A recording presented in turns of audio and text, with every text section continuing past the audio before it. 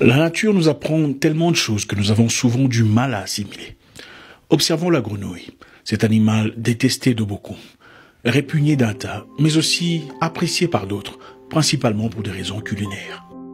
Prenez une grenouille vivante et essayez de la placer gentiment dans une marmite d'eau bouillante.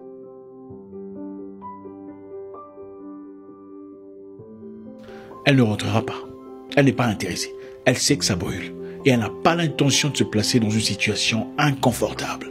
Contrairement à beaucoup d'autres animaux qui ont une température interne constante, 36,5 à 37 pour les humains par exemple, la grenouille est poikilotherme. Leur température corporelle varie selon l'environnement dans lequel ils se trouvent. Les grenouilles ont des particularités fascinantes, notamment celles d'adaptation.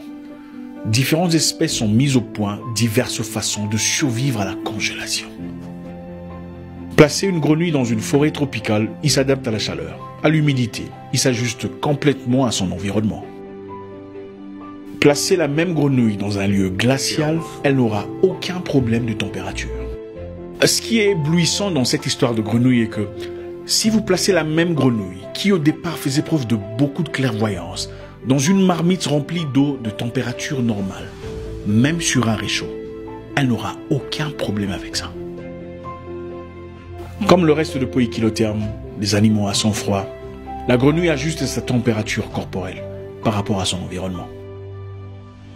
L'eau chauffe peu à peu, la chaleur est imminente et la grenouille ajuste sa température.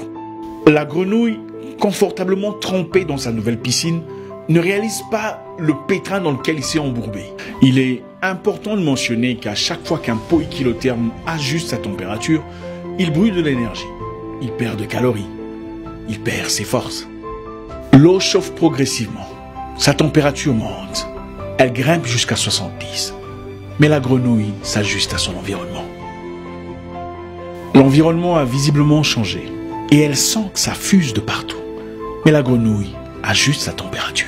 Il arriva un moment où la faim était imminente, l'inconfort était inévitable. La grenouille savait qu'il fallait partir, mais elle ne pouvait plus. Dépouillée, elle avait dépensé toutes ses forces, essayant de s'ajuster à son environnement. Peu après ce triste événement, l'eau bouillissait. Et c'était la fin de l'histoire de cette brave grenouille. C'est comme un sort parmi les grenouilles. Un sort qui persiste jusqu'à aujourd'hui. Beaucoup d'humains souffrent du syndrome de la grenouille. Écoutez, prenez le temps de réfléchir. Regardez où vous êtes aujourd'hui. Inspectez sans filtre votre condition de vie. Tolérez-vous il y a quelque temps ce que vous tolérez aujourd'hui?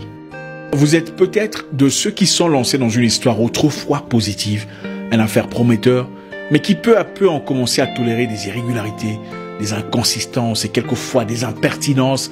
Vous vous dites c'est bon, ok, je tolérerai. Vous vous dites ce n'est pas grave, je tolérerai. Après tout, ce n'est que la deuxième fois qu'on m'ait manqué de respect, la deuxième fois qu'on m'ait payé en retard, la deuxième fois que je sois impliqué de force dans une dispute de bureau qui ne me concernait absolument pas. Accepteriez-vous de vivre hier dans les conditions dans lesquelles vous vivez aujourd'hui? On vous manque de respect, vous tolérez. Il y a des pays où on tue vos frères, vous tolérez. Vous dites, ah, ce n'est que la deuxième fois qu'il m'est trompé. Après tout, entre eux, ce n'est pas vraiment l'amour. C'est moi qui l'aime. Et puis d'ailleurs, qui ne trompe pas, tous les hommes trompent. Ce n'est pas grave. Ça dérange, c'est inconfortable, mais ce n'est que la première fois qu'il ou qu'elle m'est infecté d'une maladie sexuellement transmissible. Après tout, on prendra des antibiotiques. Ce n'est pas grave. Ce n'est pas la fin du monde. La vie est plus importante. Rappelez-vous de la grenouille. Quand on a essayé initialement de le placer dans l'eau bouillante, elle a refusé catégoriquement. Elle savait que c'était pas ce qu'elle voulait. Mais quand on l'a placée dans l'eau de bonne température et on a progressivement commencé à l'élever, elle est restée coincée. Parce qu'elle faisait confiance à ses capacités de tolérance. C'est exactement ce qui se passe dans la vie de beaucoup d'humains aujourd'hui. Et vous peut-être, si on vous présentait autrefois les mêmes conditions dans lesquelles vous vivez aujourd'hui, vous ne les accepteriez pas. Vous refuserez catégoriquement les paramètres, les conditions dans lesquelles vous êtes présentement. Quand est-ce que vous allez commencer à accepter ce qui ne vous mérite pas?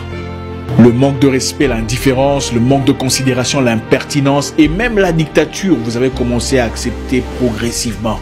Vous êtes un groupe de personnes travaillant en Afrique pour un Africain ou pour un Chinois, un Libanais ou un Arabe. Vous faites correctement votre tâche et assumez bien vos responsabilités. Mais à la fin du mois, vous n'avez toujours pas votre salaire. Pour vous consoler, vous vous dites, on nous paiera certainement la semaine prochaine. Vous ne faites aucune demande d'explication, aucune revendication.